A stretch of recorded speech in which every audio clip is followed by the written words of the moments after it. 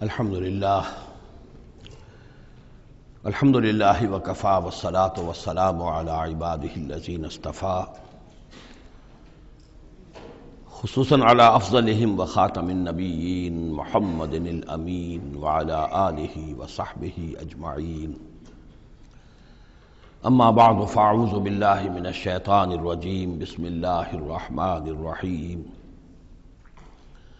وَإِذَا أُنزِلَتْ سُورَةٌ أَنْ آمِنُوا بِاللَّهِ وَجَاهِدُوا مَعَ رَسُولِهِ اسْتَأْذَنَكَ أُولُو الطَّوْلِ مِنْهُمْ وَقَالُوا ذَرْنَا نَكُن مَعَ الْقَاعِدِينَ رَضُوا بِأَنْ يَكُونُوا مَعَ الْخَوَالِفِ وَطُبِعَ عَلَى قُلُوبِهِمْ فَهُمْ لَا يَفْقَهُونَ. صدق اللہ العظیم.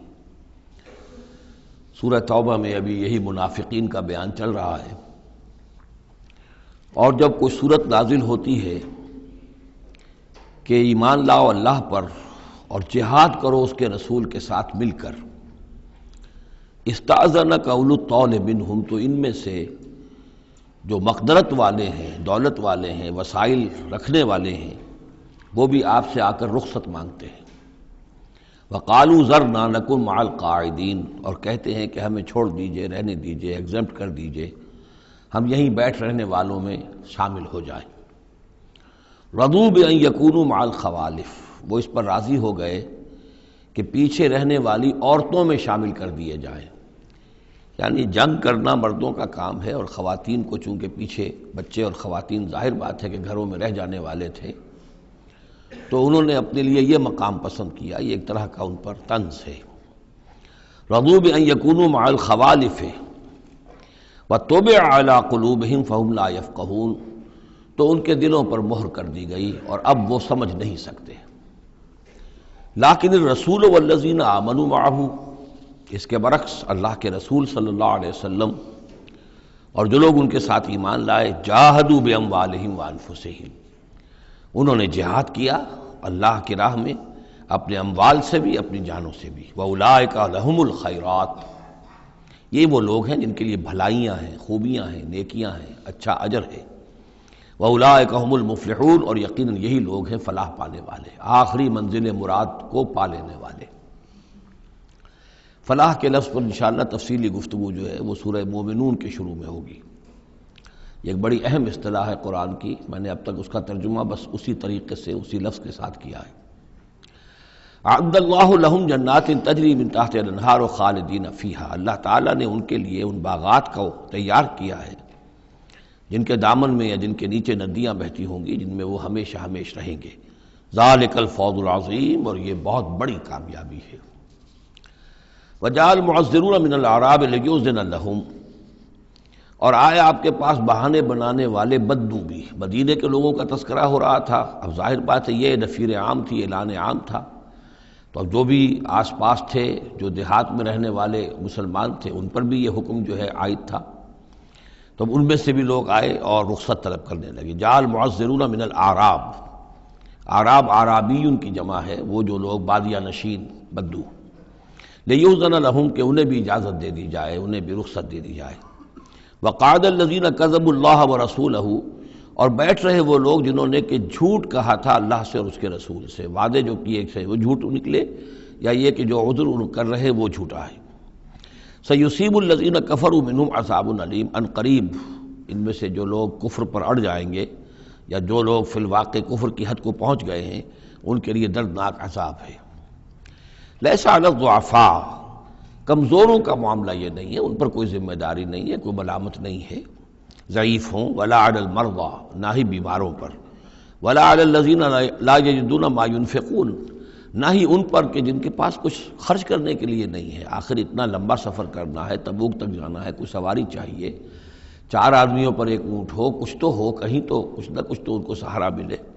ان کے پاس سامان نہیں ہے، پیسہ نہیں ہے. لا یجدون ما ينفقون، تو جو لوگ اپنے پاس کوئی اس کی مقدرت نہیں رکھتے اور ساز و سامان نہیں رکھتے، تو ان پر حرج نہیں ہے. لیس علی الضعفاء حرج، یہ لیسا کے بعد جو ہے حرج یہاں آیا ہے. ان پر کوئی گناہ نہیں ہے، کوئی الزام نہیں ہے، کوئی ملامت نہیں ہے. اذا نصحوا للہ ورسولہ، جبکہ وہ اللہ اور اس کے رسول کے ساتھ مخلص ہوں، دل میں اخلاص ہے، لیکن یہ کہ مجبوری فی الواقع ہے، کوئی ضعیف ہے، بہت بوڑھا ہے، کوئی بیمار ہے، کوئی بالکل یعنی بغیر کسی وسائل کے ہے، ما علی المحسنین من سبیل، ایسے جو محسن لوگ ہیں، جو جن کا دین جو ہے وہ یعنی درجہ احسان کو پہنچا ہوا ہو، ان کے لیے کوئی ملامت نہیں، ان کے اوپر کوئی گرفت نہیں۔ واللہ غفور الرحیم، اور اللہ غفور الرحیم ہے۔ ولا علی الذین اذا ما اتوک لتحملہم، اور نہ ہی ان پر کوئی الزام ہے یا ان پر کوئی گناہ ہے کہ جو آئے آپ کے پاس، جب آئے کہ آپ ان کے لیے سواری کا انتظام کر دیں، لتحملہم، قلتا، تو اے نبی آپ نے فرمایا، لا اجد ما احملکم علیہ، نہیں میرے پاس بھی کوئی سواری کا بندوبست نہیں ہے، میں نہیں پاتا کوئی چیز جس پر کہ آپ کو سوار کر سکوں۔ تولوا، تو مجبوراً وہ لوٹ گئے، وَأَعْيُنُهُمْ تَفِيضُ مِنَ الدَّمْعِ، اور ان کے آنکھوں سے آنسو جاری تھے، حزناً، اس حزن کی وجہ سے، اس رنج اور غم کی وجہ سے، اللہ یجدوا ما ينفقون، کہ ان کے پاس نہیں ہے جسے وہ خود خرچ کر سکیں اور اپنے لیے کسی سواری کا بندوبست کر سکیں۔ ایک طرف یہ جذبہ ہے، چاہتے ہیں، جانا چاہتے ہیں، لیکن مجبوری ہے، اس مجبوری کی بنا پر بھی اگر وہ رک رہے ہیں تو ان کو صدمہ ہے، افسوس ہے، رو رہے ہیں۔ دوسری طرف وہ ہیں جو اولو طول ہیں، ان کے پاس سب کچھ موجود ہے، وسائل و ذرائع ہیں، لیکن جانے کو تیار نہیں۔ انما السبیل علی الذین یستأذنونک وہم اغنیاء، ملامت اور الزام تو ان لوگوں پر ہے کہ جو آپ سے رخصت مانگتے ہیں جبکہ وہ غنی ہیں، مالدار ہیں۔ رضوا بان یکونوا مع الخوالف، وہ راضی ہو گئے اس پر کہ وہ پیچھے رہنے والی خواتین ہی کے ساتھ ہو جائیں۔ وطبع اللہ علی قلوبہم، اللہ نے ان کے دلوں پر مہر کر دی، فہم لا یعلمون، اور اب وہ صحیح علم سے بے بہرہ ہو چکے ہیں۔ یعتذرون الیکم اذا رجعتم الیہم، اب یعتذرون چونکہ یہ فعل مضارع ہے تو یہ بھی ہو سکتا ہے کہ کر رہے ہیں ترجمہ ہو کہ وہ اب بہانے بنا رہے ہیں یا عذر پیش کر رہے ہیں، اور یہ بھی کہ کریں گے۔ تو اس اعتبار سے یہ آیات یہ بھی ممکن ہے کہ اثناء سفر میں، واپسی کا جو سفر ہے تبوک سے، اس میں نازل ہوئی ہوں، اور یہاں پھر ہم مستقبل کے حوالے سے اس کا ترجمہ کریں گے، اور یہ بھی ہو سکتا ہے کہ مدینے واپس تشریف لانے کے بعد یہ آیات نازل ہوئی ہوں، تو اب حال میں اس کا ترجمہ ہوگا۔ بہانے بنائیں گے وہ لوگ کہ جن کی طرف کہ تم جاؤ گے لوٹ کر، یا بہانے بنا رہے ہیں تمہارے پاس آ کر وہ لوگ کہ جن کے پاس تم آ گئے ہو لوٹ کر، یہ دونوں ترجمے ممکن ہیں۔ قل لا تعتذروا، کہہ دیجئے یا کہہ دیجئے گا کہ اب بہانے مت بناؤ، کوئی عذر مت تراشو، کوئی لیم ایکسکیوزز پیش نہ کرو، لن نؤمن لکم، اب ہم تمہاری بات نہیں مانیں گے۔ قد نبأنا اللہ من اخبارکم، اللہ تعالیٰ نے ہمیں تمہاری خبروں سے پورے طور پر مطلع کر دیا ہے۔ پہلے تو معاملہ یہ تھا تبوک پر جانے سے قبل حضور کا معاملہ کہ وہ اپنی شرافت اور اپنی مروت کے اندر جس نے آ کر جو بات کہی تسلیم کر لی۔ اب چونکہ اس دوران میں یہ ساری آیات اتر چکی ہیں اور اللہ تعالیٰ نے جو کچھ ان کے اندر تھا چھپا ہوا وہ بھی کھول کر بیان کر دیا ہے، تو کہہ دیا گیا کہ اب آپ ڈنکے کی چوٹ کہہ دیجئے، لن نؤمن لکم، اب ہم تمہاری بات نہیں مانیں گے۔ قد نبأنا اللہ من اخبارکم، اللہ تعالیٰ نے تمہاری اخبار پر، تمہاری خبروں پر، تمہاری کیفیات پر ہمیں مطلع کر دیا ہے۔ وَسَيَرَى اللَّهُ عَمَلَكُمْ وَرَسُولُهُ، اب عنقریب مستقبل میں اللہ تعالیٰ تمہارے عمل کو دیکھے گا اور اس کا رسول بھی دیکھیں گے صلی اللہ علیہ وسلم، یعنی آئندہ اب تمہارا کیا ایٹیچیوڈ رہتا ہے۔ ثُمَّ تُرَدُّونَ إِلَىٰ عَالِمِ الْغَیْبِ وَالشَّہَادَةِ، پھر تمہیں لوٹا دیا جائے گا اس ہستی کی طرف جو کھلے اور چھپے کی جاننے والی ہے۔ فَيُنَبِّئُكُم بِمَا كُنتُمْ تَعْمَلُونَ، تو پھر وہ تمہیں جتلا دے گا جو کچھ کہ تم کرتے رہے تھے۔ سَيَحْلِفُونَ بِاللَّهِ لَكُمْ إِذَا انقلبتم، یہ یقیناً قسمیں کھا کھا کر، حلف اٹھا کر اللہ کا کہیں گے جب کہ تم کی طرف لوٹ جاؤ گے یا آ گئے ہو، الیہم لتعرضوا عنہم، تاکہ آپ اعراض کریں، تاکہ مسلمانوں ان کو چھوڑ دیں، ان سے کوئی باز پرس نہ کریں، انہیں کوئی صدا نہ دیں، اعراض کریں۔ فاعرضوا عنہم، ٹھیک ہے ان سے اعراض کرو، ان سے آپ توجہ جو ہے پھیر لیجئے۔ انہم رجس، یقیناً یہ لوگ ناپاک ہیں۔ ومأواہم جہنم، اور ان کا ٹھکانہ آگ ہے۔ جزاء بما کانوا یکسبون، بدلہ اس کا جو یہ کمائی انہوں نے کی ہے۔ یحلفون لکم لترضوا عنہم، یہ جو قسمیں کھا رہے ہیں مسلمانوں تمہارے پاس آ کر، اس لیے تاکہ تمہیں راضی کر لیں، تم ان سے راضی ہو جاؤ۔ اس لیے کہ ظاہر بات ہے کہ ایک معاشرہ تھا، مدینے میں رہتے تھے، ان کے بھائی بند تھے، ان کے دوست تھے، احباب تھے، اوس اور خزرج کے اندر رشتہ داریاں تھیں، تو اب بالکل آؤٹ کاسٹ ہو جانا معاشرے میں،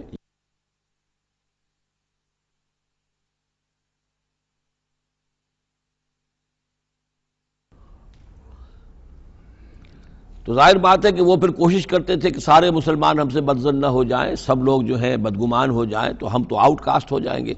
گویا کہ معاشرے میں اچھوت ہو جائیں گے۔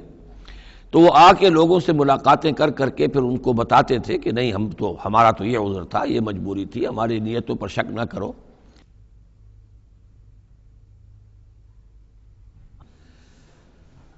یحلفون لکم لترضوا عنہم، اے مسلمانوں یہ تمہارے سامنے قسمیں کھا کھا کر اپنے خلوص کا جو اطمینان تمہیں کرانا چاہ رہے ہیں وہ اس لیے کہ تم ان سے راضی ہو جاؤ۔ فَإِن تَرْضَوْا عَنْهُمْ فَإِنَّ اللَّهَ لَا يَرْضَىٰ عَنِ الْقَوْمِ الْفَاسِقِينَ، تو اگر تم ان سے راضی ہو بھی گئے تو اللہ تعالیٰ ان نافرمانوں سے راضی ہونے والا نہیں ہے۔ الْأَعْرَابُ أَشَدُّ كُفْرًا وَنِفَاقًا، بدو لوگ جو ہیں دیہاتی بادیہ نشین وہ کفر اور نفاق میں اور بھی زیادہ سخت ہیں۔ ذرا ہلکی کرو آواز۔ وَأَجْدَرُ أَلَّا يَعْلَمُوا حُدُودَ مَا أَنزَلَ اللَّهُ عَلَيْهِ عَلَىٰ رَسُولِهِ، اور زیادہ لائق ہیں اس کے کہ ناواقف ہوں اس چیز کی حدود سے اور اس چیز کی تفاصیل سے کہ جو اللہ تعالیٰ نے اپنے رسول پر نازل فرمائی۔ یعنی مدینے والے تو پھر بھی حضور کی صحبت سے فیض یاب ہوتے ہیں، مختلف مواقع پر انہیں تعلیم کا سلسلہ حاصل ہے، جمعے کے خطبے ہوتے ہیں، حضور کا نصیحت کا معاملہ چلتا رہتا ہے۔ تو ظاہر بات ہے کہ جو لوگ ان چیزوں سے بھی محروم ہیں، بادیہ نشین ہیں، شاذ کبھی کوئی آیا مدینے میں تو حضور سے کی صحبت سے فیضیاب ہو گیا، لہذا فطری طور پر، معقول اور منطقی طور پر کفر اور شرک، کفر اور نفاق ان میں جو ہے وہ شدید تر ہے۔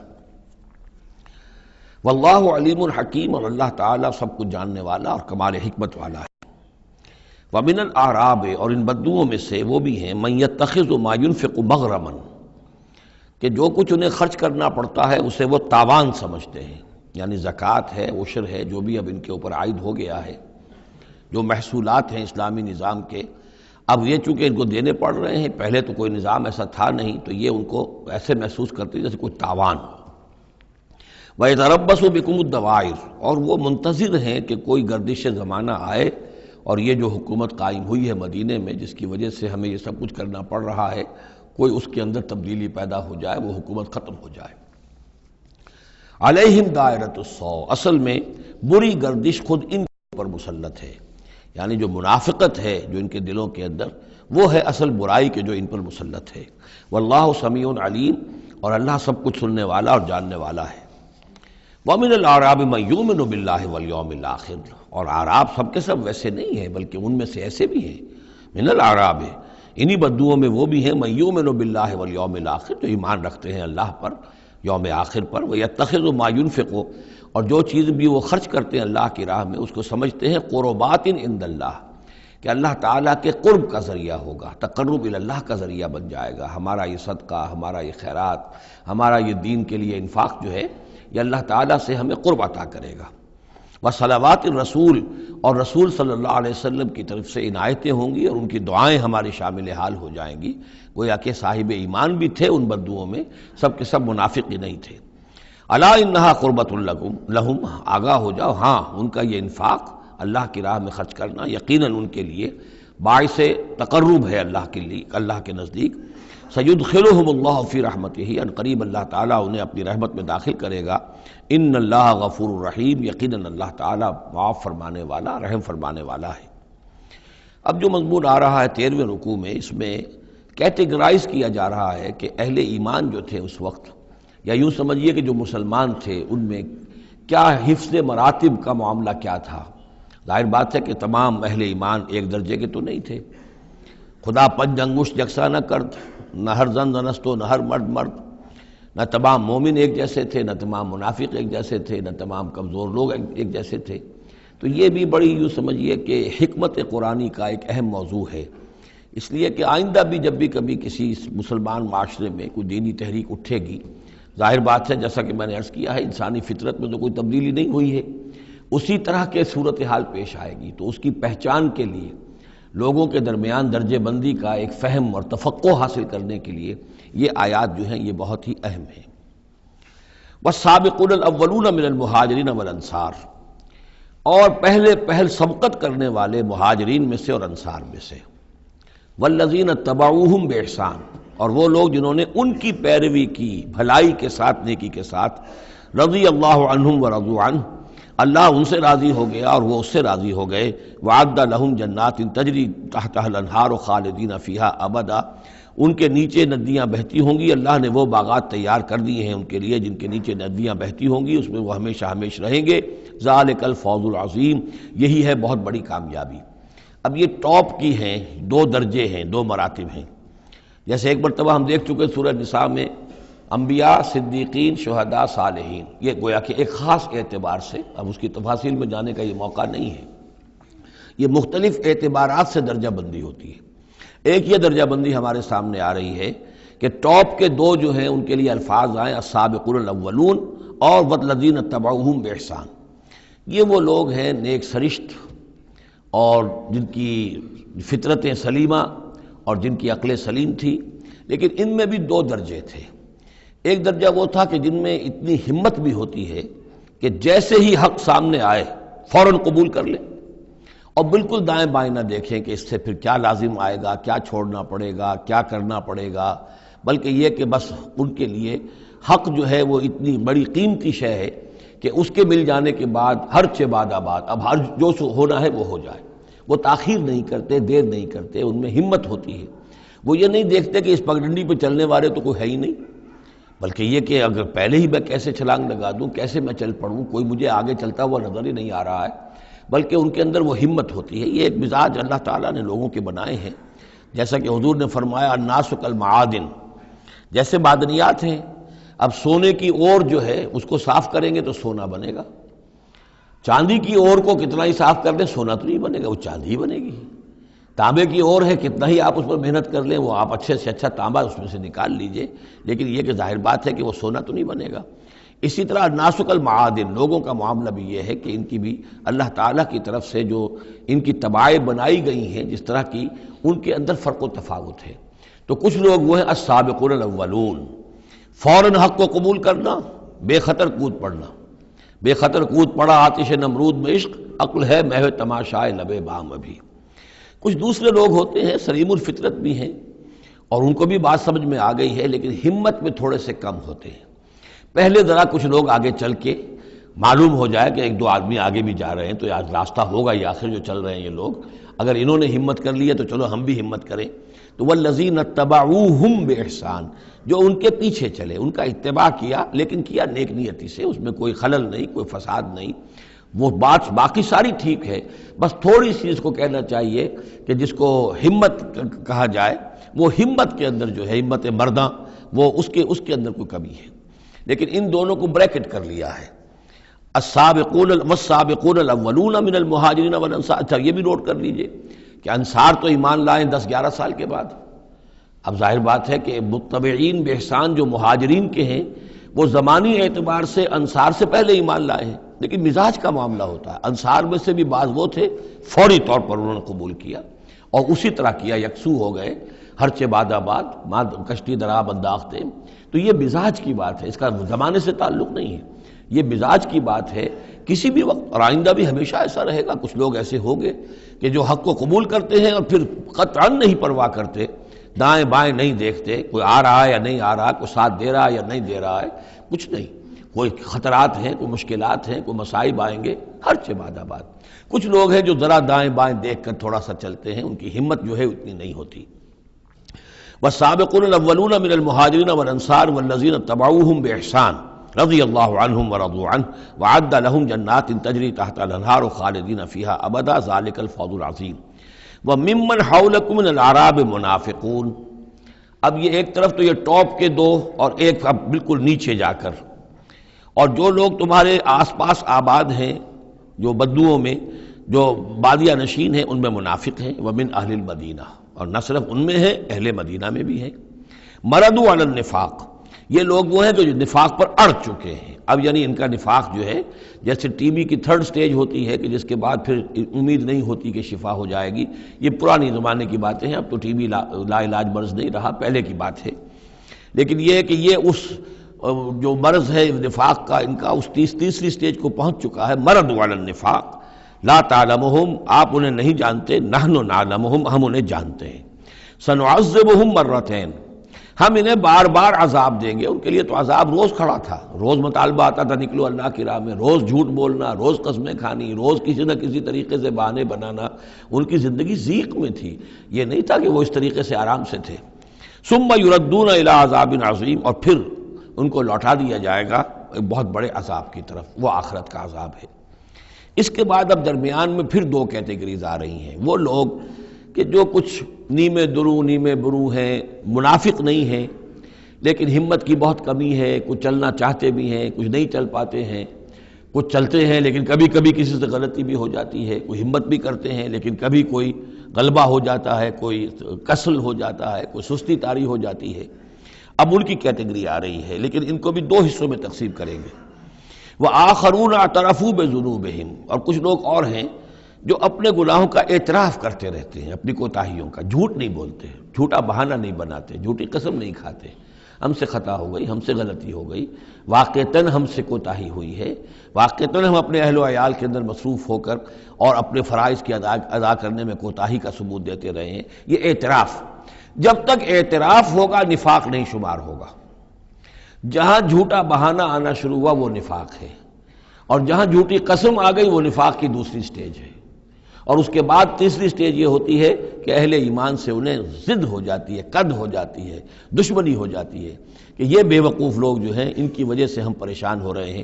اگر یہ بھی ہماری طرح بیٹھ رہے تو ہمیں بھی کوئی پوچھے نہیں اور کوئی ہمارے اوپر بھی کوئی عتاب نہ آئے. یہ چونکہ فوراً وہ تو جیسے ہی آواز آئی اور یہ چل پڑتے ہیں، لہذا بجائے اس کے کہ ان کے بارے میں اچھے احساسات و جذبات ہوں کہ چلیے اللہ ان کو توفیق دے رہا ہے، بلکہ ان سے ایک دشمنی اور ایک ان کے دلوں کے اندر عداوت پیدا ہو جاتی ہے. وہ ہے نفاق. یہ اور کیٹیگری ہے کہ جو نفاق سب سے نیچے کر لیجئے اور سب سے اوپر وہ دو ہیں، والسابقون الاولون من المہاجرین والانصار والذین اتبعوہم بإحسان. اب ان کے درمیان میں یہ دو سٹیجز ہیں. وآخرون اعترفوا بذنوبہم، اور کچھ لوگ اور ہیں جنہوں نے اپنی کوتاہیوں کا، اپنی تقصیر کا اعتراف کیا. خلطوا عملا صالحا وآخر سیئا، انہوں نے کچھ گڈمٹ کیا ہوا ہے، نیک کام بھی کرتے ہیں، ایثار بھی کرتے ہیں، انفاق بھی کرتے ہیں، لیکن یہ کہ کبھی کوئی غلط کام بھی کر بیٹھتے ہیں، کوئی بری حرکت بھی سرزد ہو جاتی ہے. عسى اللہ ان یتوب علیہم، اللہ تعالیٰ امید دلاتا ہے کہ اللہ تعالیٰ ان کی توبہ کو قبول فرمائے گا اور ان کی توبہ جو ہے ان کو توبہ کی توفیق دے گا. ان اللہ غفور الرحیم، یقیناً اللہ تعالیٰ غفور اور رحیم ہے.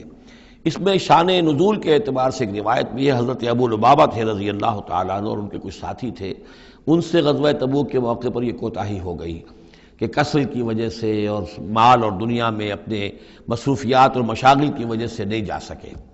لیکن یہ ہے کہ ان کو شدید فوراً ہی احساس ہو گیا کہ ان سے تو بہت بڑی غلطی ہوئی ہے، بڑی خطا ہو گئی ہے، بڑی کوتاہی ہوئی ہے. اور اس احساس کی وجہ سے اس درجے ان کو اندر جو ہے ندامت کے جذبات پیدا ہوئے کہ انہوں نے اپنے آپ کو مسجد نبوی کے ستونوں سے باندھ لیا کہ اب حضور ہی آئیں گے اور اگر اعلان فرمائیں گے کہ ہماری توبہ قبول کر لی ہے اللہ تعالیٰ نے اور اپنے دست مبارک سے ہمیں کھولیں گے، تب ہم یہاں سے آزاد ہوں گے، ورنہ ہم یہیں پر اپنی جانیں دے دیں گے، اپنے آپ کو باندھے رکھیں گے ان ستونوں کے ساتھ. پھر حضور واپس تشریف لائے ہیں اور یہ آیات جب نازل ہوئیں، عسى اللہ ان یتوب علیہم، اللہ تعالیٰ ان قریب، یا اللہ توقع ہے اللہ ان کی توبہ قبول فرمائے گا. تب حضور نے آ کر انہیں کھولا اور انہیں یہ خوشخبری دی کہ ان کی توبہ جو ہے اللہ نے قبول کر لی ہے. یہ وہی بات ہے جو سورہ نساء میں بھی ہم پڑھ چکے ہیں. ثم یتوبون من قریب، وہ لوگ انما التوبۃ علی اللہ للذین یعملون السوء بجہالۃ ثم یتوبون من قریب. فوری طور پر جو ہے انسان کے اندر وہ ایمانی جذبات جو ہیں دوبارہ عود کر آئیں اور وہ فوراً توبہ کرے، تو ایسی توبہ کا قبول کرنا جو ہے اللہ تعالیٰ نے گویا کہ اپنے ذمے واجب ٹھہرایا ہوا ہے. البتہ یہ کہ پھر ان کے بارے میں خاص طور پر یہ حکم ہوا خذ من اموالہم صدقۃ. روایت میں تو یہ آتا ہے کہ وہ خود بھی لے کر آئے تھے مال کہ یہ اللہ تعالیٰ کے جو ہماری توبہ قبول کی ہے تو ہم یہ اس کے شکرانے کے طور پر اللہ کی راہ میں یہ مال پیش کرتے ہیں اپنا. لیکن یہ کہ یہ قاعدہ کلیہ بھی ہے کہ خذ من اموالہم صدقۃ، جہاں تک منافقین کا معاملہ تھا روک دیا گیا، ان کے اب آپ صدقات قبول نہ کیجئے، اب ان کے نفقات اللہ کے ہاں قبول نہیں ہوں گے. لیکن یہ چونکہ ضعفاء ہیں، یہ کمزور ہیں، یہ منافق نہیں ہیں مخلص، کمزور مخلص ہیں، لہذا ان کے لیے کہ ان کے اموال میں سے صدقہ آپ قبول فرما لیجئے. خذ من اموالہم صدقۃ تطہرہم وتزکیہم بہا، اس طرح ان کے مال سے صدقہ قبول کرنے کا نتیجہ یہ نکلے گا کہ آپ ان کو پاک کریں گے اور تزکیہ کریں گے ان کا اس صدقے کے ذریعے سے. وصلی علیہم، ان کے لیے دعائیں کیجئے. ان صلاتک سکن لہم، یقیناً نبی آپ کی دعا جو ہے ان کے حق میں وہ بہت ہی سکون بخش ہے کہ انہیں یہ خیال ہو کہ ہم سے جو خطا ہوئی تھی ہم نے بھی استغفار کیا، توبہ کی ہے، اور اللہ کے رسول بھی ہمارے لیے دعا کر رہے ہیں. واللہ سمیع علیم، اور اللہ سب کچھ سننے والا اور جاننے والا ہے. الم یعلموا ان اللہ هو يقبل التوبۃ عن عبادہ، کیا وہ نہیں جانتے کہ اللہ تعالیٰ اپنے بندوں کی توبہ قبول فرماتا ہے. ویاخذ الصدقات، اللہ تعالیٰ بندوں کے صدقات قبول کرتا ہے. یعنی اللہ کا احسان ہے. صدقہ وہ شے ہے، خیرات وہ شے ہے حضور نے اپنے اوپر حرام کی، اپنی اولاد پر حرام کی ہے. اللہ تعالیٰ کی وہ شان ہے، وہ الغنی ہے، لیکن وہ کہتا ہے میں تو قبول کرتا ہوں. میرے دین کے لیے تم خرچ کرتے ہو، میرے لیے میری رضا جوئی کے لیے خرچ کرتے ہو، تو میں تو تمہارے صدقات کو قبول کرتا ہوں. فرمایا کہ الم یعلموا ان اللہ هو يقبل التوبۃ عن عبادہ ویاخذ الصدقات، وہ صدقات قبول فرما لیتا ہے. وان اللہ هو التواب الرحیم، اور وہ تو بہت ہی توبہ کا قبول فرمانے والا اور بہت رحم فرمانے والا ہے. وقل اعملوا، لیکن ساتھ ہی آپ ان کو وہی جو کمزور لوگ تھے کہہ دیجئے، یہ بھی کہہ دیجئے اعملوا، اب دیکھو عمل کرو، اب محنت کرو، اسر نو کمر کسو، پہلے سے بڑھ کر اب سرفروشی اور جاں فشانی ہونی چاہیے. فَسَيَرَى اللَّهُ عَمَلَكُمْ وَرَسُولُهُ، تو آئندہ اللہ بھی اور اس کے رسول بھی تمہارے عمل کو دیکھیں گے، تمہارا رویہ کیا رہتا ہے، تم نے کتنی اصلاح کی ہے، دوبارہ تو نہیں پھر تمہارا قدم پھسل رہا ہے. والمومنون، اور اہل ایمان بھی دیکھیں گے. وَسَتُرَدُّونَ إِلَىٰ عَالِمِ الْغَيْبِ وَالشَّهَادَةِ، اور پھر وہ وقت آ جائے گا جب تمہیں لوٹا دیا جائے گا اس کی طرف کہ جو کھلے اور چھپے سب چیز کا جاننے والا ہے. فَيُنَبِّئُكُم بِمَا كُنتُمْ تَعْمَلُونَ، اور پھر وہ تمہیں بتا دے گا جو کچھ کہ تم کرتے رہے تھے، تمہارے سارے اعمال سامنے آئیں گے. فَمَن يَعْمَلْ مِثْقَالَ ذَرَّةٍ خَيْرًا يَرَهُ وَمَن يَعْمَلْ مِثْقَالَ ذَرَّةٍ شَرًّا يَرَهُ. اس کے بعد تو دودھ کا دودھ پانی کا پانی ہو ہی جانا ہے. وَآخَرُونَ مُرْجَوْنَ لِأَمْرِ اللَّهِ، اب یہ اس ضعفاء میں سے ایک سیکنڈ کیٹیگری ہے. یہ سیکنڈ کیٹیگری وہ ہے کہ جو اس میں 3 اصحاب ہیں، اور ان میں خاص طور پر کعب ابن مالک رضی اللہ تعالیٰ عنہ انصاری صحابی، ان کی طویل ترین حدیث جو ہے بخاری شریف میں آئی ہے، جنہوں نے سارا یہ واقعہ درج کیا ہے. مولانا مودودی نے تفہیم القرآن میں بھی وہ پوری نقل کی ہوئی ہے، تو اس لیے حدیث کی کتاب کا ملنا شاید آپ کے لیے مشکل ہو، لیکن یہ کہ تفہیم القرآن عام طور پر مل جاتی ہے، تو وہاں وہ واقعتاً سبق آموز ہے بہت، کہ وہ پورا معاشرہ کیا تھا، کیا تعلقات تھے حضور کے اور صحابہ کے. اب حضور سزا دے رہے تھے تو کس طور سے دے رہے تھے، جن کو سزا دی جا رہی تھی ان کے احساسات کیا تھے، معاشرے میں جو لوگ تھے ان جن کو سزا دی گئی تھی ان کے جو رشتہ دار تھے، یہاں تک کہ ان کی بیویاں، ان کا کیا طرز عمل تھا. تو یہ ایک جو اسلامی معاشرہ ہونا چاہیے صحیح معنی میں، اور جماعتی زندگی، دینی جماعتی زندگی جس پر ہونی چاہیے، اس کی بہترین تصویر ہے کہ جو اس طویل حدیث میں آئی ہے. یہ 3 حضرات ایسے تھے کہ جن کے ساتھ معاملہ وہی ہوا کہ یہ بھی کوئی ڈھیل دیتے رہے، اچھا چلیں گے، کل چلے جائیں گے. حضرت کعب ابن مالک فرماتے ہیں کہ میں ان دنوں بہت ہی صحت مند بھی تھا، میرے پاس مال بھی بہت تھا، میرے پاس جو اونٹنی تھی وہ بھی بہت تکڑی تھی، اور میں نے کہا چند دن اور حضور تو چلیں گے 30,000 کا لشکر لے کر، تو ظاہر بات ہے رفتار جو ہے کم ہوگی، تم ابھی اور گھر میں ٹھنڈی چھاؤں جو ہے گھر کی اور اپنے باغ کی اور اپنے جو ہے آرام کر لو، پھر تیزی کے ساتھ دوڑتے ہوئے جا کے حضور سے مل جانا. اب شیطان جو ہے اسی طریقے سے تعویق کراتا ہے، تاخیر کراتا ہے، تاکہ یہ کہ پھر ہوتے ہوتے اچانک ایک دن محسوس ہوا کہ اب تو چاہے میں کتنا ہی تیز دوڑوں میں حضور سے نہیں مل سکتا، بس وہ ہاتھ پاؤں ڈھیلے پڑ گئے. لیکن یہ کہ اس کے بعد بھی جب حضور صلی اللہ علیہ وسلم تشریف لائے ہیں اس وقت تک بھی انہوں نے خود کوئی اقدام نہیں کیا اپنی توبہ کا، بلکہ یہ کہ حضور نے جب بلا کے لوگوں سے باز پرس کرنی شروع کی ہے تو جو منافق آتے تھے وہ قسمیں کھا جاتے تھے، حضور کسی کی بات مان لیتے تھے، جو بھی تھی بات. جب ان کی باری آئی تو حضور مسکرائے. حضور کو معلوم تھا کہ یہ ظاہر بات ہے کہ کعب ابن مالک جو ہے منافقین میں سے نہیں ہے. فرمائیے آپ کا مسئلہ کیا ہوا تھا؟ انہوں نے صاف کہہ دیا کہ حضور یہ لوگ جو جھوٹی قسمیں کھا کھا کر بچ گئے ہیں آپ کے ہاں سے، مجھے بھی اللہ نے زبان دی ہے، میں بھی بہت سے جھوٹی باتیں بھی کہہ سکتا ہوں، لیکن صحیح بات یہ کہ کوئی عذر نہیں ہے میرے پاس. میں جتنا ان دنوں صحت مند تھا اتنا کبھی صحت مند نہیں تھا، جتنا ان دنوں غنی تھا اتنا کبھی غنی نہیں تھا، میرے پاس کوئی عذر نہیں ہے سوائے اس کے کہ شیطان مجھے ورغلاتا رہا. تو حضور کو نے پھر ان کو، اور ان کے ساتھ 2 اور ساتھی تھے، ایسے 3 کا معاملہ یہ تھا، تو انہیں ایک سزا دی گئی، اور سزا مقاطعے کی تھی، سوشل بائیکاٹ، کوئی ان سے بات نہ کرے.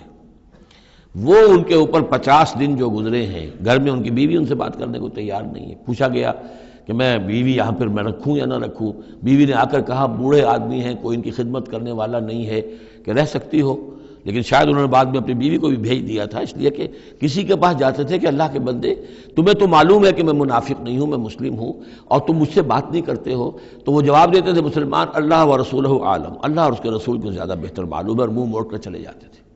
تو یہ وہاں کا معاشرہ جو ہے اس کے اندر جو نظم تھا، ضبط تھا کہ ہمارے نبی نے چونکہ انہیں سزا دی ہے لہذا اب ان سے کوئی کلام نہیں کرے گا. اسی میں وہ واقعہ بھی پیش آیا، چونکہ 50 دن کا لمبا معاملہ تھا کہ ملک غسان کا جو ہے ان کے پاس ایک آ گیا ایلچی، اور اس کا خط اس نے دیا، اور اس میں یہ لکھا ہوا تھا کہ ہمیں معلوم ہے تمہارے ساتھی تم پر بڑا ظلم کر رہے ہیں، تمہارے صاحب جو ہے یعنی حضور صلی اللہ علیہ وسلم، تم تو بڑے شریف آدمی ہو اور تم بڑے اپنی قوم کے جو ہے وہ بہت سربراوردہ لوگوں میں سے ہو، تم ایسے تو نہیں ہو کہ تمہیں اس طرح ذلیل کیا جائے، تم ہمارے پاس آؤ، ہم تمہیں اپنے یعنی اونچے درجے دیں گے اپنے دربار میں.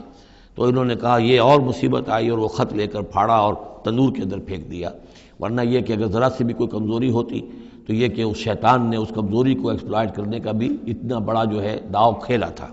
بہرحال ان کا ذکر ہے یہ. وآخرون مرجون لامر اللہ، اور کچھ اور ہیں کہ جن کے معاملے کو مؤخر کر دیا گیا ہے اللہ کے حکم سے. اما یعذبہم، اللہ چاہے گا تو انہیں عذاب دے گا، واما یتوب علیہم، اور چاہے گا تو ان کو بھی توبہ کی توفیق دے گا یا ان کی توبہ قبول فرما لے گا. واللہ علیم حکیم، اور اللہ علیم اور حکیم ہے. ان کا ذکر جو ہے پھر بعد میں آئے گا، کچھ عرصے کے بعد گویا کہ وہ آیات نازل ہوئیں کہ جن میں ان کی توبہ بھی بعد میں قبول ہو گئی.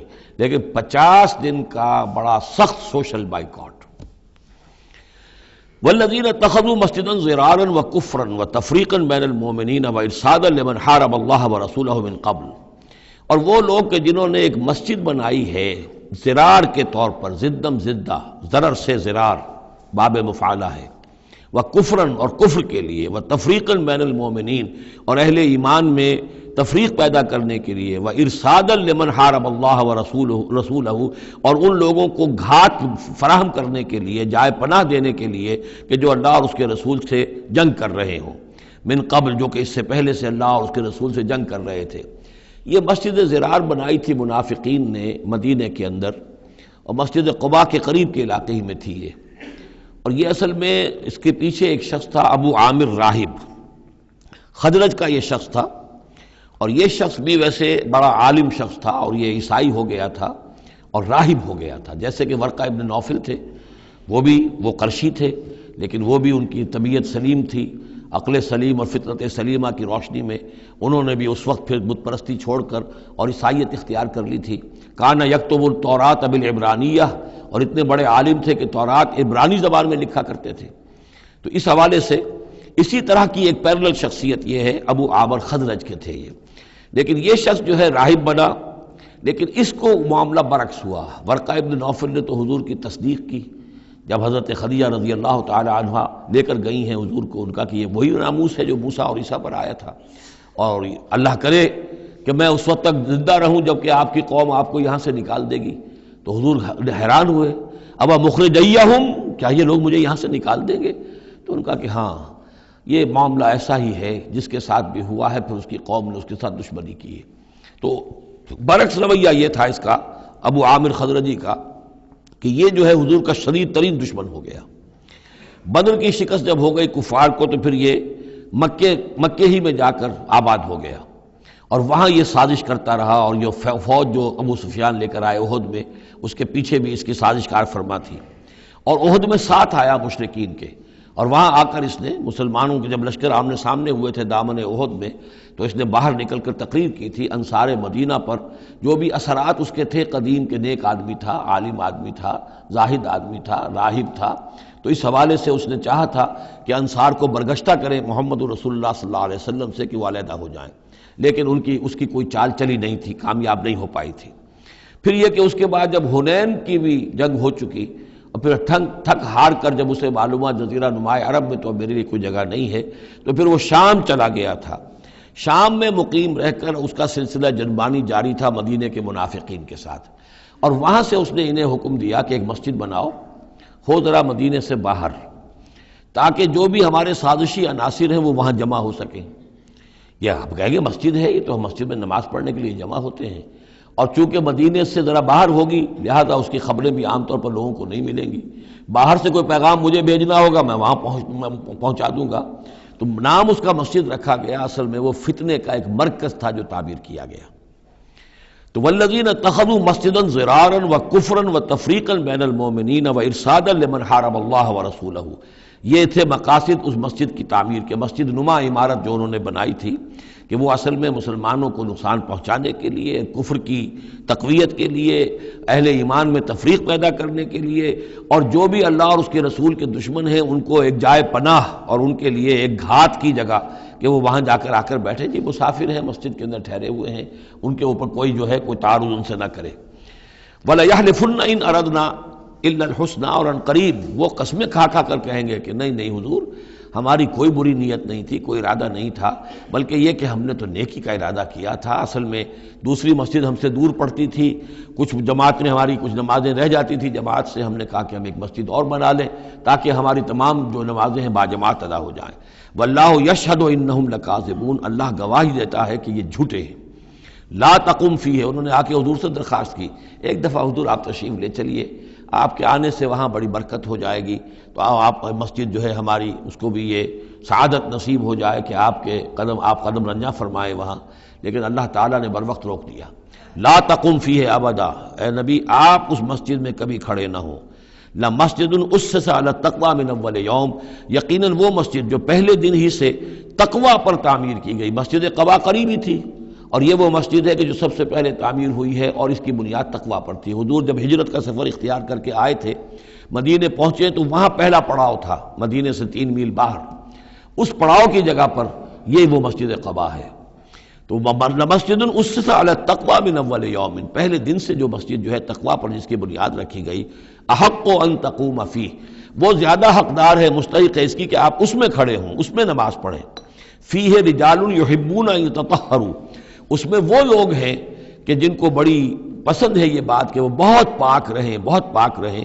واللہ یحب المطہرین، اور اللہ تعالیٰ کو ایسے لوگ بہت پسند ہیں کہ جو بہت زیادہ پاکی کو پسند کرتے ہوں۔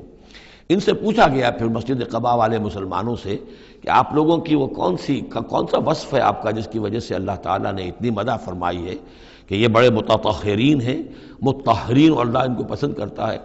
تو انہوں نے فرمایا کہ ہم قضاء حاجت کے بعد ڈھیلے بھی استعمال کرتے ہیں اور پھر پانی سے بھی طہارت کرتے ہیں۔ تو یہ دونوں طریقے سے وہ اپنا استنجا جو ہے وہ پوری طریقے سے کرتے تھے، اسی کو سمجھا گیا ہے کہ اللہ تعالیٰ نے اس کی تعریف فرمائی ہے۔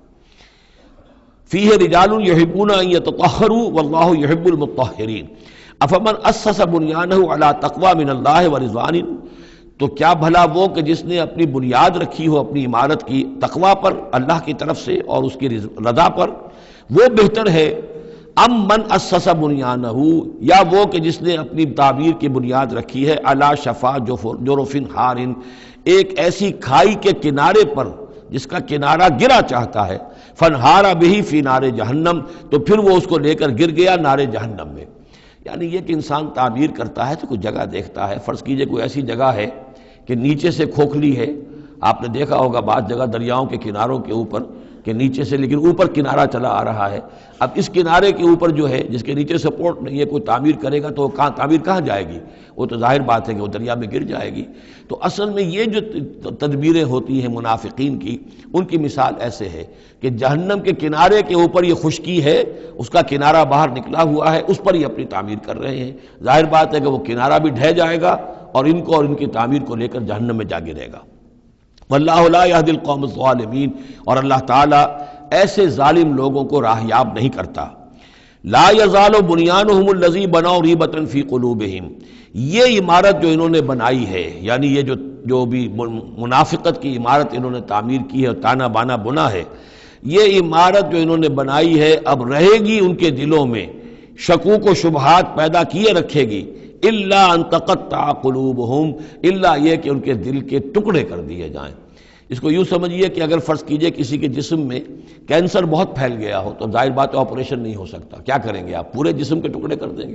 وہ تو اس ٹیشو میں بھی ہے، اس ٹیشو میں بھی ہے، اس ٹیشو میں بھی ہے، وہاں بھی پہنچ گیا ہے، یہاں بھی پہنچ گیا ہے، اب ممکن نہیں۔ تو اسی طریقے سے ان کے دلوں کے اندر اس کی جڑیں اتنی گہری جا چکی ہیں منافقت کی کہ ان کے دلوں سے منافقت کی جڑیں نکل ہی نہیں سکتی الا یہ کہ دل کے ٹکڑے ٹکڑے کر دیے جائیں، دل ریشہ ریشہ کر دیا جائے تو آپ جڑیں نکال لیں، ورنہ اس کے بغیر ممکن نہیں ہے، یعنی اس درجے راسخ ہو چکے ہیں۔ لا يزال بنيانهم الذي بنوا ريبة في قلوبهم الا ان تقطع قلوبهم والله عليم حكيم، اللہ تعالی علیم اور حکیم ہے۔ ان اللہ اشترى من المؤمنین انفسهم واموالهم بان لهم الجنہ، یہ دو آیات پھر بہت اہم آ گئی ہیں۔ یقیناً اللہ نے خرید لی ہے اہل ایمان سے ان کی جانیں بھی اور ان کے مال بھی، اس قیمت پر کہ ان کے لیے جنت ہے۔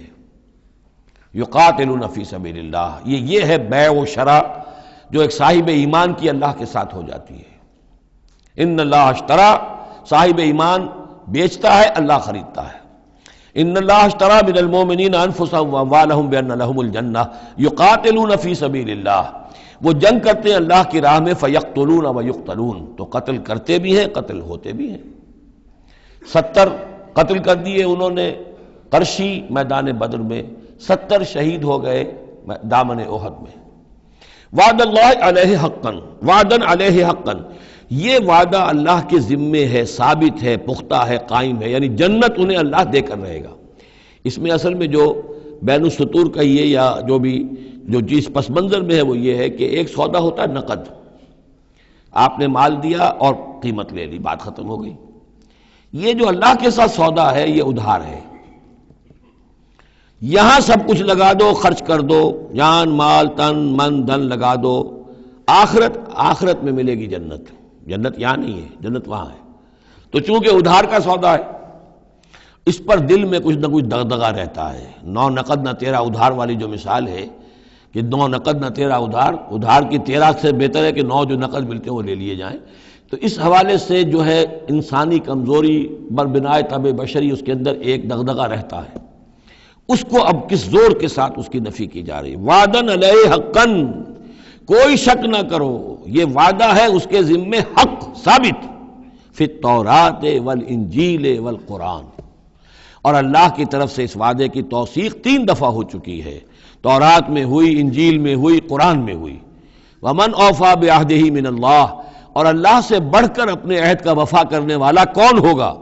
فاستبشروا ببیعکم الذی بایعتم بہ، پس خوشیاں مناؤ، جشن مناؤ اس بیع پر جو تم نے کی ہے۔ اب یہاں ایک لفظ اور آ گیا، بایعتم بہ، آپس میں جو سودا کیا ہے، مبایعت باب مفاعلہ، با یبیع بیچنا، یہ ثلاثی مجرد ہے، اور یہ جو ہے بیعت بنتی ہے بایع یبایع، آپس میں کوئی سودا کر لینا۔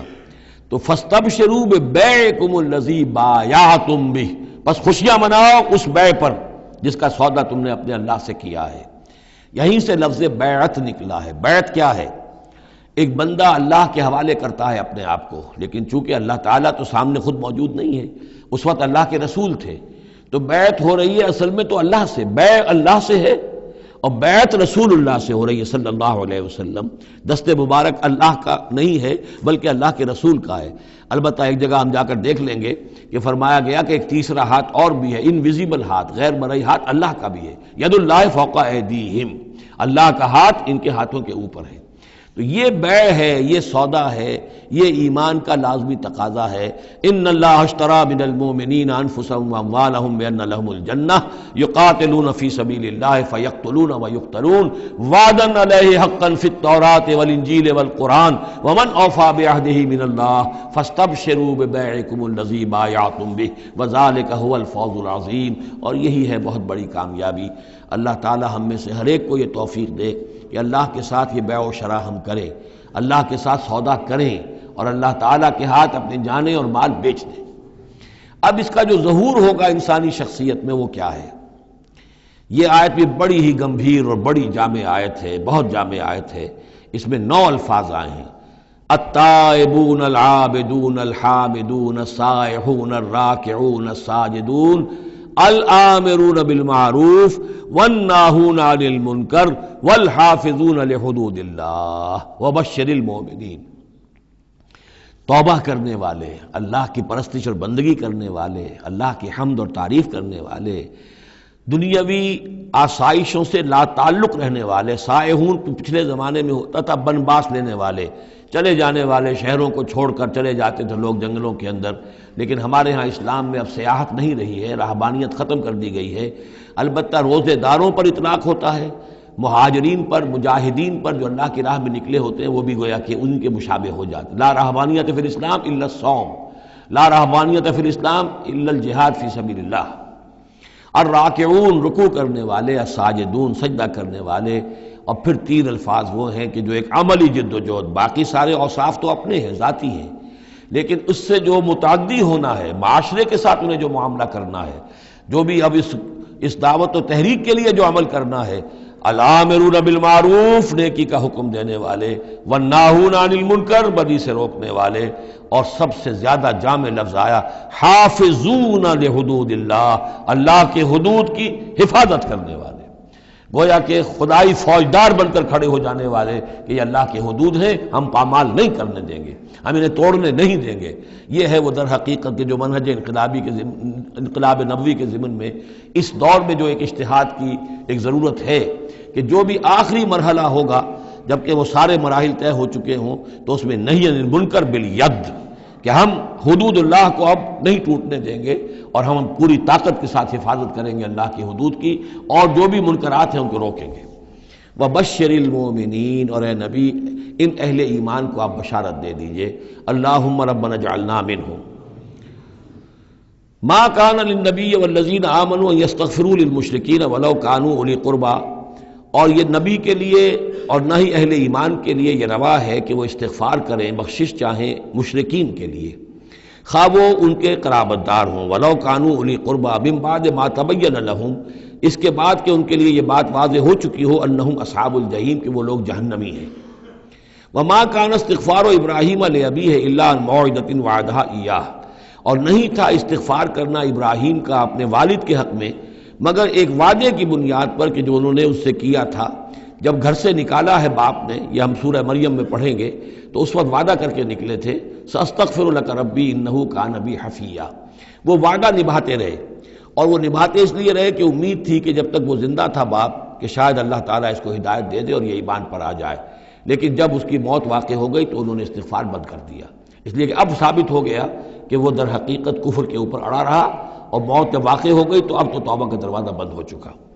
فلما تبین لہ انہ عدو للہ، اور جب ان پر یہ بات روشن ہو گئی، واضح ہو گئی کہ وہ تو اللہ کا دشمن ہے، تبرأ منہ، تو ان سے تبری کیا، اور ان سے اعلان بیزاری کر دیا۔ ان ابراہیم لأواہ حلیم، یقیناً ابراہیم تو بہت نرم دل تھے اور بہت ہی حلیم الطبع تھے۔ وما کان اللہ لیضل قوما بعد اذ ھداھم، اور یہ اللہ کی شان نہیں ہے، اللہ کا یہ طریقہ نہیں ہے کہ وہ کسی قوم کو گمراہ کر دے اس کے بعد کہ انہیں ہدایت دی ہو، حتیٰ یبین لہم ما یتقون، جب تک کہ واضح نہ کر دے جس چیز سے بچنا چاہیے۔ یعنی جب تک یہ آیت قرآن میں نہیں اتری تھی، اگر کسی مسلمان نے اپنے کسی مشرک باپ یا ماں کے لیے دعا کی ہے تو اللہ نے اس کے لیے معافی کا اعلان کر دیا کہ چونکہ اس بات سے ابھی تک تمہیں آگاہ نہیں کیا گیا تھا کہ اہل ایمان کے لیے روا نہیں ہے کہ مشرکین کے لیے استغفار کریں، تو جب تک یہ حکم نہیں آ گیا تھا جو بھی اگر کسی نے کیا ہے تو اللہ تعالیٰ اس پر کوئی باس پرس نہیں کرے گا۔ ما کان اللہ لیضل قوما بعد اذ ھداھم حتیٰ یبین لہم ما یتقون، جب تک کہ واضح نہ کر دیا جائے کہ ان چیزوں سے آپ کو بچنا ہے۔ ان اللہ بکل شیء علیم، یقیناً اللہ تعالیٰ ہر شے کا جاننے والا ہے۔ ان اللہ لہ ملک السماوات والارض، یقیناً اللہ ہی کے لیے ہے آسمانوں اور زمین کی بادشاہی، یحیی و یمیت، وہی زندہ رکھتا ہے، وہی موت وارد کرتا ہے۔ ما لکم من دون اللہ من ولی ولا نصیر، اور تمہارے لیے کوئی نہیں ہے، کوئی نہ حمایتی اور نہ کوئی مددگار اللہ کے سوا۔ لقد تاب اللہ علی النبی والمہاجرین والانصار، اللہ تعالیٰ مہربان ہوا، شفقت فرمائی اللہ تعالیٰ نے اپنے نبی پر بھی صلی اللہ علیہ وسلم، والمہاجرین اور مہاجرین پر، والانصار اور ان انصار پر، الذین اتبعوہ فی ساعۃ العسرۃ، جنہوں نے ان کا ساتھ دیا، ان کی پیروی کی، ان کا اتباع کیا بڑی مشکل وقت میں۔ یہ اسرہ جو ہے اس کو کہا جاتا ہے تبوک کو جیش الاسرہ، بہت ہی تنگی تھی، راشن کی بہت کمی تھی، بھوک کا معاملہ، قحط کا معاملہ، بہت سخت آزمائش تھی جو اللہ تعالیٰ نے اس وقت مسلمانوں کی ہے، لیکن جن لوگوں نے ساتھ دیا، ثابت قدم رہے، ان کے لیے اب یہ کہ اللہ تعالیٰ کی طرف سے اعلان عام ہو رہا ہے۔ لقد تاب اللہ علی النبی والمہاجرین والانصار الذین اتبعوہ فی ساعۃ العسرۃ من بعد ما کاد یزیغ قلوب فریق منہم، اس کے بعد کہ ان میں سے ایک گروہ کے دل میں کچھ کجی آنے بھی لگی تھی، پر بنائے طبع بشری کہیں نہ کہیں کچھ نہ کچھ کمزوری، جیسے کہ غزوہ احد میں بھی بنو حارثہ اور بنو سلمہ کے بارے میں عارضی طور پر تھوڑی سی کمزوری آ گئی تھی۔ ثم تاب علیہم، پھر اللہ تعالیٰ نے ان پر توجہ فرمائی، عنایت فرمائی، انہ بہم رؤوف الرحیم، یقیناً وہ ان کے حق میں بہت مہربان ہے، رحم فرمانے والا۔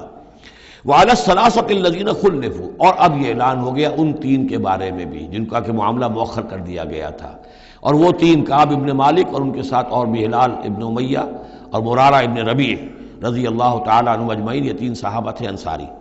وعلی الثلاثۃ الذین خلفوا، اور ان لوگوں پر بھی وہ جو تین کہ جن کا معاملہ ذرا پیچھے ڈال دیا گیا تھا، مؤخر کر دیا گیا تھا، ان پر بھی اللہ نے توبہ فرمائی، یعنی اللہ نے توبہ قبول فرمائی۔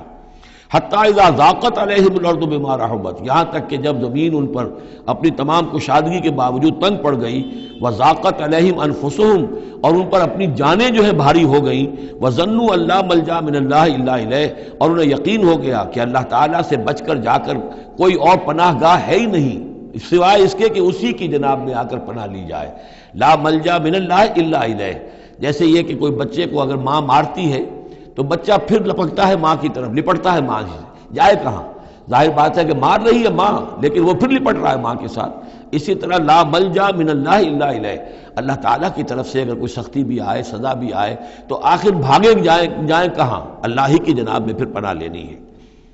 نہ کہیں جہاں میں کما ملی جو اما ملی، تو کہاں ملی میرے جرم خانہ خراب کو تیرے عفو بندہ نواز میں۔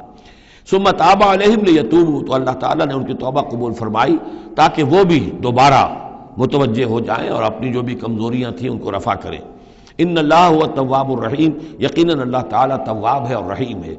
یا ایھا الذین آمنوا اتقوا اللہ وکونوا مع الصادقین، اہل ایمان اللہ کا تقوی اختیار کرو اور دیکھو صادقین کی جماعت کے ساتھ جڑے رہو۔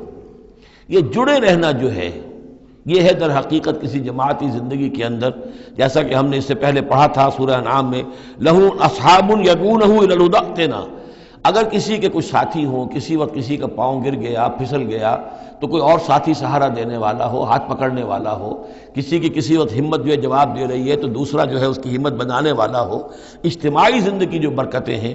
یا ایھا الذین آمنوا اتقوا اللہ وکونوا مع الصادقین، اور سچے لوگوں کی معیت اختیار کرو۔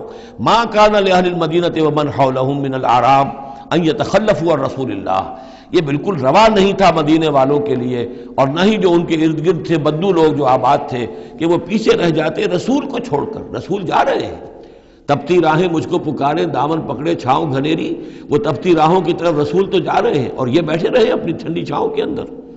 وَلَا يَرْغَبُوا بِأَنفُسِهِمْ عَن نَفْسِهِ، اور نہ ان کے لیے یہ روا تھا کہ وہ نبی کی جان سے بڑھ کر اپنی جان کی فکر کرتے، اپنی جان کی پرواہ کرتے، اپنی آسائش اور اپنی حفاظت اور اپنی عافیت جو ہے اس کی فکر کرتے۔ ذَلِكَ بِأَنَّهُمْ لَا يُصِيبُهُمْ ظَمَأٌ، یہ اس لیے کہ انہیں نہ تو آتی کوئی بھوک پیاس لگتی، ولا نصب، نہ کوئی ان کے اوپر تکان طاری ہوتی، ولا مخمصۃ، نہ کبھی انہیں فاقے کی تکلیف گوارا کرنا پڑتی فی سبیل اللہ، اللہ کے راہ میں، ولا یطعون موطئا، اور نہ ہی وہ قدم رکھتے کسی جگہ پر یغیظ الکفارہ، جس سے کہ کفار کو جو ہے کے دلوں میں آگ لگے، ولا ینالون من عدو نیلا، اور نہ وہ لیتے اپنے دشمن سے کچھ بھی، کوئی بازی حاصل کرتے، کچھ پاتے، کچھ اس سے فتح حاصل کرتے، الا کتب لہم بہ عمل صالح، مگر یہ کہ ہر اس فعل کے ساتھ ساتھ ان کے اعمال میں عمل صالح نیکیوں کا اندراج ہوتا رہتا۔ چاہے کبھی بھوک لگتی، کبھی پیاس لگتی، کبھی کوئی اور تکلیف ہوتی، کہیں چلنا پڑتا، اس کی مشقت ہو جاتی، تکان ہو جاتی، کہیں دشمن سے کوئی غضب پہنچا کر اہل ایمان کو لیے کوئی نفع حاصل کر لیا جاتا، جو بھی ہوتا یہ سب کا سب ان کے نامہ اعمال میں نیکیوں کی صورت میں درج ہوتا چلا جاتا۔ ان اللہ لا یضیع اجر المحسنین، یقیناً اللہ تعالیٰ محسنوں کے اجر کو ضائع نہیں کرتا۔ ولا ينفقون نفقة صغیرة ولا کبیرة، اور نہ ہی وہ خرچ کرتے کوئی نفقہ، کوئی انفاق چھوٹا ہو یا بڑا، ولا يقطعون وادیا، اور نہ طے کرتے کوئی وادی، الا کتب لہم، مگر یہ کہ وہ لکھ لی جاتی، ان کے سارے نامہ اعمال کے اندر یہ سارے اعمال درج ہو جاتے۔ لیجزیہم اللہ احسن ما كانوا يعملون، تاکہ اللہ تعالیٰ انہیں بدلہ دیتا بہت ہی عمدہ اس کا کہ جو وہ کرتے رہے ہیں۔